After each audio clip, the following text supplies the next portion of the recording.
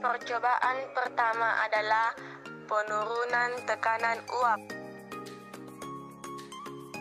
Gelas 1, tambahkan air putih dengan ukuran sama.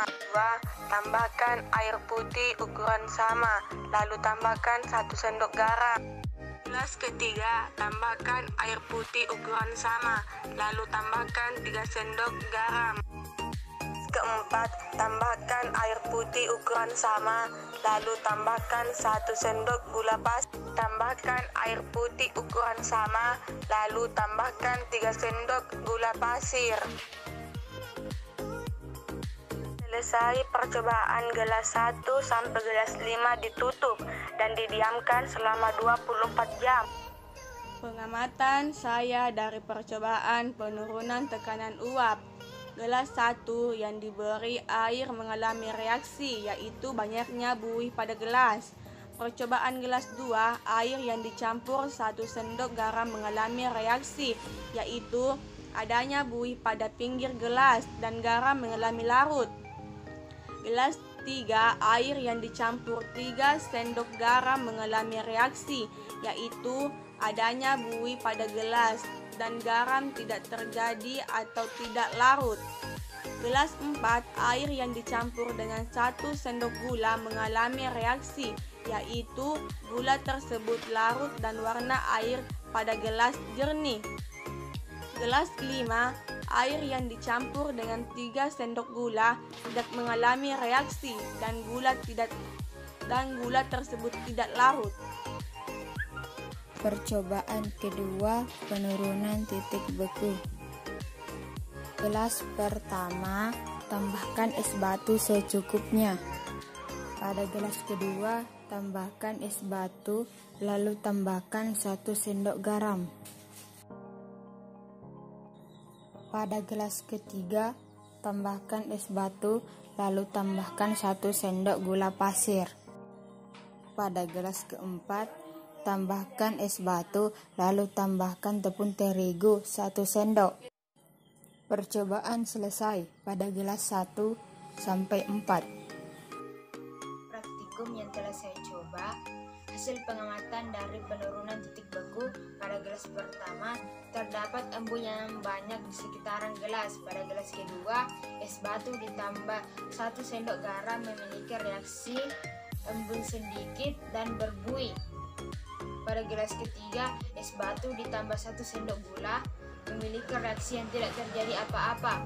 Pada gelas keempat, es batu ditambah tepung terigu memiliki reaksi busa muncul di permukaan gelas. Percobaan ketiga. Percobaan pertama, masukkan 2 gelas air ke dalam panci, lalu didihkan. Setelah itu, catat waktu yang digunakan untuk mendidihkan air tersebut dan perhatikan baik-baik apakah terjadi reaksi atau tidak. Percobaan kedua, masukkan 2 gelas air ke dalam panci, lalu tambahkan 2 sendok garam dan catat waktu yang digunakan untuk mendidihkannya dan perhatikan baik-baik apakah terjadi reaksi atau tidak.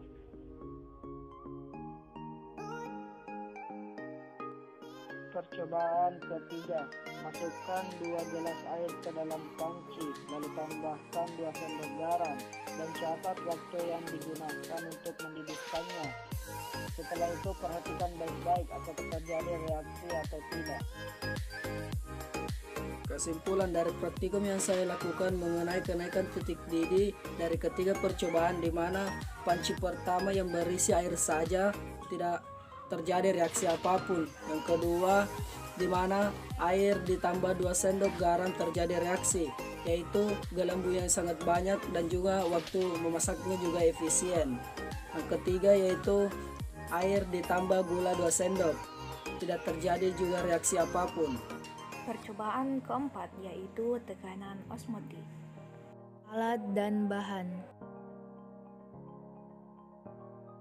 Pada gelas pertama, tuangkan air dengan ukuran yang sama, lalu gelas kedua, tuangkan air dengan ukuran yang sama, lalu tambahkan 1 sendok garam. Aduk. Gelas ketiga, tambahkan air secukupnya, lalu tambahkan 3 sendok garam. lalu aduk hingga merata. Keempat, tuangkan air dengan ukuran yang sama, lalu tambahkan 1 sendok gula. Dan gelas kelima, tuangkan air dengan ukuran yang sama, lalu tambahkan 3 sendok gula. Lalu aduk hingga merata. Setelah selesai, masing-masing gelas ditambahkan 1 potong wortel yang sama besar.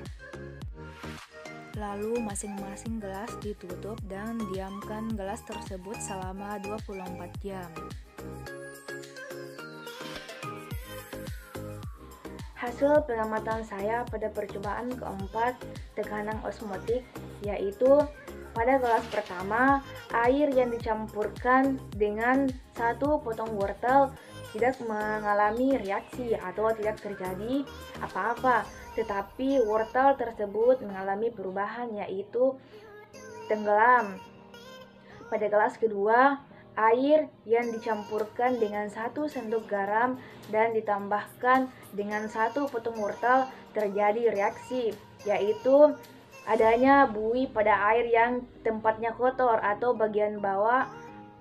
Dan pada gelas ketiga, air yang dicampurkan dengan 3 sendok garam dan ditambahkan dengan 1 potong wortel terjadi reaksi, yaitu banyaknya buih pada air sampai ke tengah-tengah gelas.